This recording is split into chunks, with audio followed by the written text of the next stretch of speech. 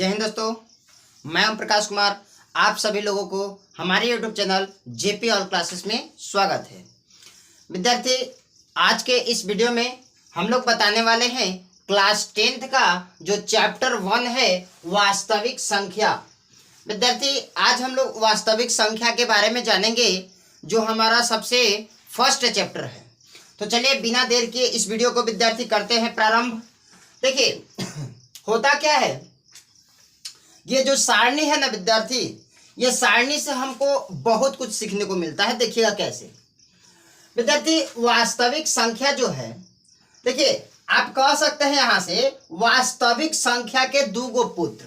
कहने का मतलब कौन कौन? एगो के नाम है परिमेय संख्या, एगो के नाम है अपरिमेय संख्या।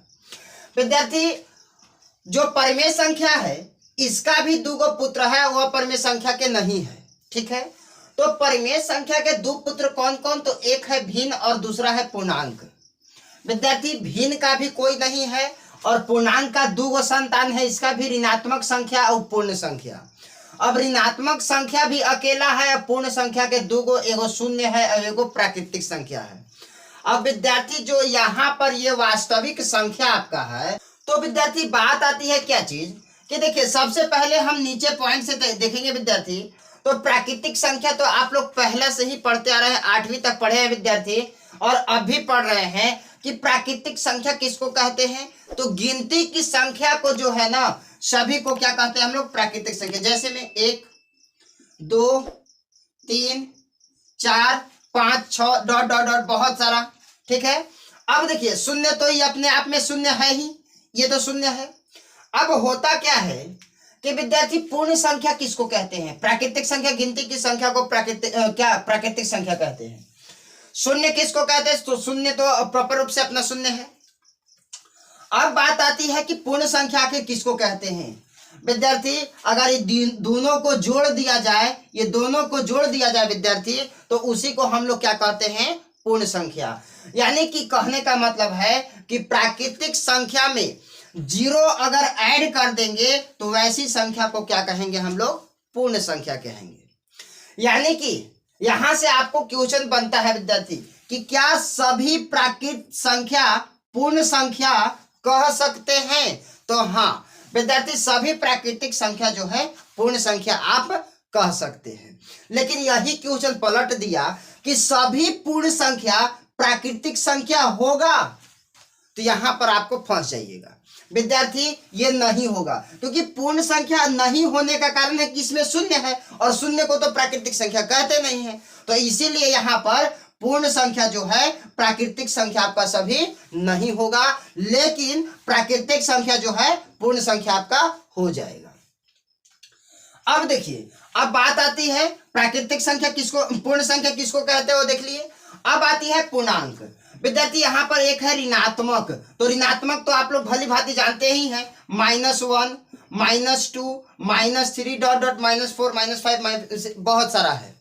ठीक है, तो यहां से देखिए एक चीज यहां पर फिर से आता है कि ऋणात्मक संख्या और पूर्ण संख्या में अंतर है विद्यार्थी, क्योंकि यहां पर जो है सभी पूर्ण संख्या, देखिए अब देखिए पूर्णांक में क्या आता है? पूर्णांक में जितना ही सब है ना विद्यार्थी, सब आता है पूर्णांक में। ठीक है, ऋणात्मक संख्या को भी पूर्णांक कह सकते हैं, शून्य को भी पूर्णांक कहेंगे, प्राकृतिक संख्या को भी, पूर्ण संख्या को भी, यानी कि ये सभी संख्या जो है पूर्णांक कह सकते हैं। अगर आपसे पूछ दिया कि क्या प्राकृतिक संख्या पूर्णांक, क्या सभी प्राकृतिक संख्या पूर्णांक होगा? तो विद्यार्थी होगा। ठीक है, अगर आपसे पूछ दिया कि क्या सभी पूर्णांक जो है प्राकृतिक संख्या होगा? ये नहीं होगा। ठीक है, तो यही सब चीज विद्यार्थी इसमें जानना है। अब आते हैं हम लोग परिमेय संख्या में। भिन्न तो आप लोग जानते हैं क्या? 1/2 3/5 7/2, ये सब क्या है? भिन्न है। ठीक है, पूर्णांक भी हम लोग जान लिए विद्यार्थी कि जो सभी, देखिए ग्राफ आप लोग जानते होंगे, ये देखिए ये ग्राफ है। ठीक है, ग्राफ में सभी संख्या आता है, 1 इधर 2 इधर 3 इधर डॉट डॉट डॉट और आएगा, इधर -1 -2 -3, ये आ गया डॉट डॉट, इधर भी आएगा बहुत सारा। अब देखिए आपको इतना तो पता होगा विद्यार्थी कि इस तरफ अगर जीरो के बाद वाली संख्या जो है, सभी दाएं जो है विद्यार्थी वो क्या होगा, आपका बड़ी संख्या होगा।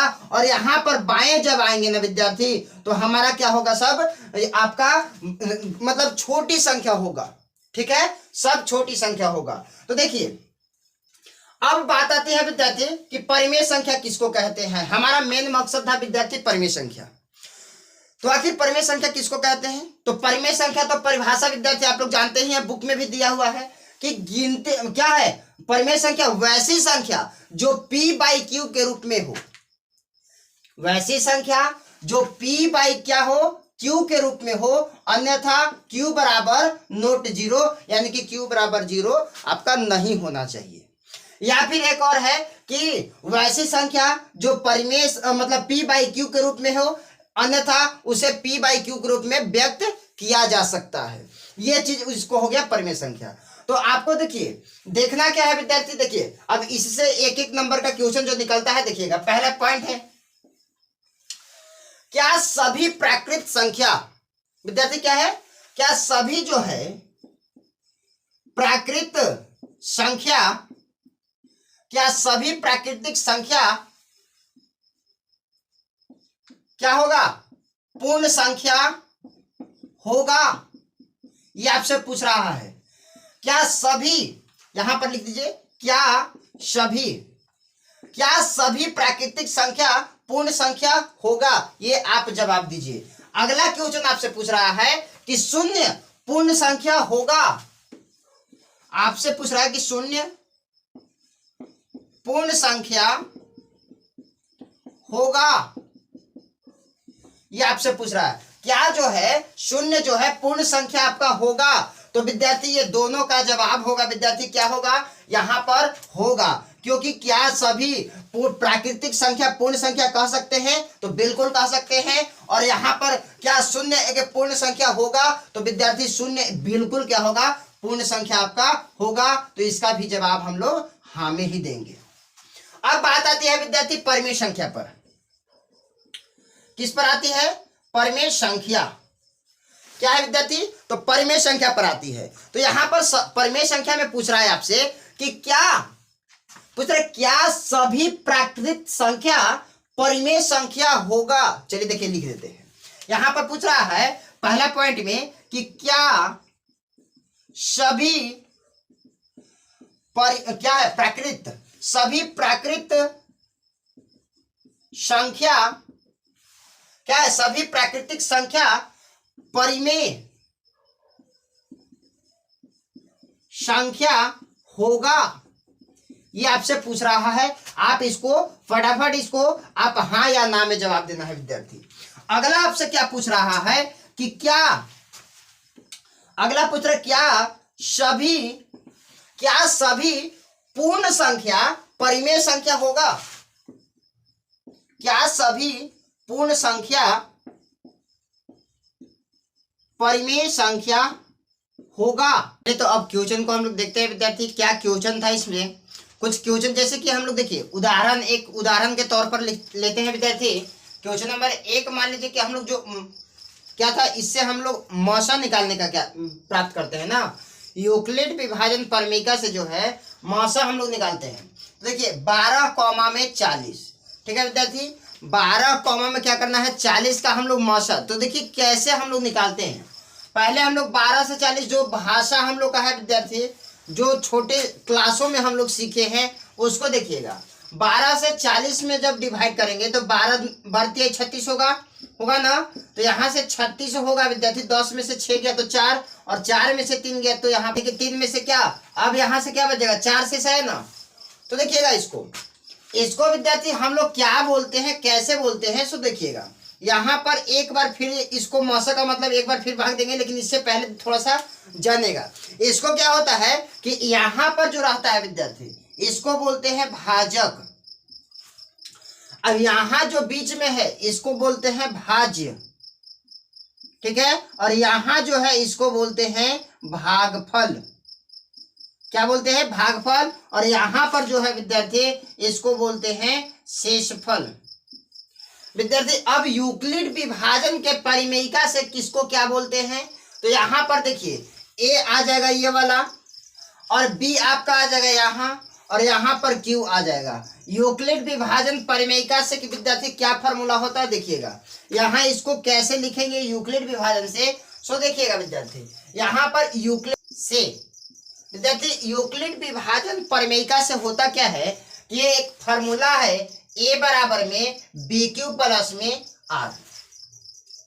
तो यहां से इसको पूरा करेंगे विद्यार्थी, तो यहां से 12 आएगा तो कितना आएगा 4 तिहाई में 12, यानी कि यहां से क्या हो गया कट गया, यहां से आ गया मौसा बराबर में आपका कितना आ गया 4। यानी कि इसको कह सकते हैं विद्यार्थी कि HCF जो है आपको ये हमारा भाग विधि से निकला, और यहां से जो है यूक्लिड विभाजन परिमेय कैसे ज्ञात करेंगे। देखिए जो विद्यार्थी वहां पर है ना उसको सिर्फ देखिए A के जगह पर क्या है 40 है, तो 40 बराबर B के जगह पर क्या है 12 है, तो 40 बराबर क्या होगा 12 गुना में Q के जगह पर क्या है तो आपका 3 है, प्लस में क्या हो जाएगा रिमाइंडर यानी कि 4 हो जाएगा शेषफल। विद्यार्थी ऐसा तब तक करेंगे जब तक हमारा शेषफल शून्य ना आ जाए, ठीक है, ये चीज ध्यान रखना है। देखिए हमारा शेषफल अभी 4 है, अभी तो शून्य नहीं हुआ, तो एक बार फिर से कीजिए। अब क्या कीजिए कि इसको आप मानिए क्या चीज B मानिए, अब इसको A मानिए, अब इसको Q मानिए, ठीक है। तो अब देखिए यहां से क्या आएगा विद्यार्थी आपका A 12 आ गया, बराबर में B कितना आ गया तो 4 गुना में 3 प्लस में आपका शेषफल यानी कि कट कुट गया, यानी कि 0 के जगह पर हम लोग काट करते हैं, यानी कि यहाँ पर क्या है विद्यार्थी तो 0 है, यानी कि शेषफल हमारा 0 आ गया। अब यहां से इसको कह सकते हैं HCF बराबर क्या हो जाएगा, तो ये वाला जो होता है यहां पर हो जाएगा HCF यानी कि 4। यही आपका यूक्लिड विभाजन परिमेयिका है। अब देखिए एक हम लोग एक्सरसाइज से विद्यार्थी क्वेश्चन को सॉल्व करते हैं, तो थोड़ा सा देखिएगा एक्सरसाइज से। तो क्या है क्वेश्चन देखिएगा जल्दी से, इसको छाप लीजिएगा विद्यार्थी आप लोग, और 230 ले लेते हैं। क्या ले लेते हैं 20। अगला क्वेश्चन ले लेते हैं 20 कॉमा में 230। तो इसको हम लोग यूक्लिड विभाजन परिमेयिका से कैसे बनाएंगे, तो यहाँ पर लिख लीजिएगा पहले यूक्लिड विभाजन परिमेयिका। विद्यार्थी यूक्लिड विभाजन परिमेयिका से फॉर्मूला होता है A बराबर BQ प्लस में क्या होता है R, ठीक है। तो यहाँ से पहले जो हम लोग भाग देते थे बच्चों की तरह वही भाग यहाँ पर दीजिए पहले। तो यहाँ पर 20 से हम लोग जब डिवाइड देंगे तो 230 में विद्यार्थी कितना बार में लगेगा 230 से बताइए, तो 20 से कम 20 एक बार में, चलिए यहाँ से आ गया 3, यहाँ से एक बार फिर लगेगा 20 से कम 20, यानी कि यहाँ पर कितना बच जाएगा 0, और यहाँ से 10, फिर यहाँ पर लगाएंगे 10 दूना के 20, यानी कि यहाँ से लिख सकते हैं विद्यार्थी A बराबर ये 230 को मानिए, बराबर में B का हो जाएगा 20 आ जाएगा, Q क्या हो जाएगा तो 11 आ जाएगा, प्लस में रिमाइंडर कितना तो 10 आपका, ठीक है। अगला क्या आएगा ये वाला यहाँ आ जाता है, यानी कि कितना लेंगे 20 बराबर में 10 गुना में आपको कितना लेंगे 2 प्लस में कितना लेंगे तो 0। चलिए आपको बताया गया था विद्यार्थी कि जब तक 0 नहीं आएगा रिमाइंडर तब तक ये प्रक्रिया क्या करना है आपको जारी रखना है। तो यहां से आप मौसा अपना ज्ञात कर सकते हैं।